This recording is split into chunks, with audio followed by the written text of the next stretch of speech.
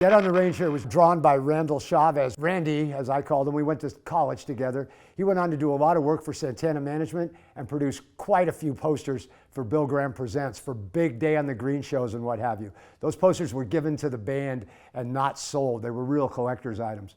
Randall's art is collected all around the world, Randall Chavez, and this was one of the beginning pieces of his career. It's called Dead on the Range. It was produced in the spring of 1990, and if you see the t-shirt, you'll see all the color that pops out of this.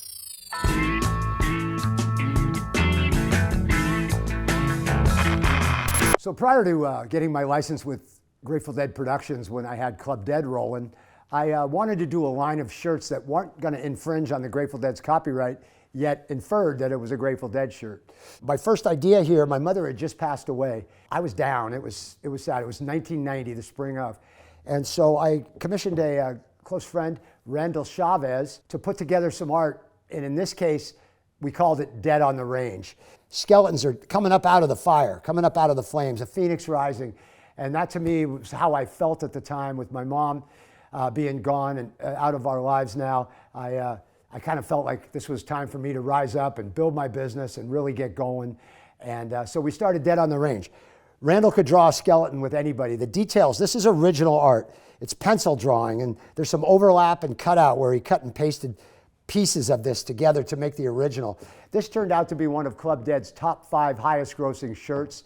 It was the first of an 8-shirt line called the Boneheads. We put a little logo on the back of the neck, on the back of the shirt with the Boneheads, 3 skeletons there.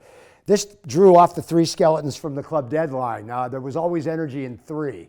Artwork calls for 3 because there's always going to be one way or the other, right? 2 in a piece of art is too balanced. 3 gives you a different way to go each time.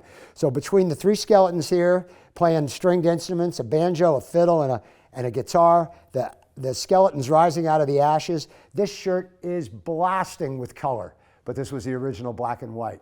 A subname for it could have been While the Boys Sing Round the Fire, a little line out of Dire Wolf, but short of that, we call this Dead on the Range. This is the original artwork for Dead on the Range by Randall Chavez. It was drawn in 1990, and it's been in my flat file ever since.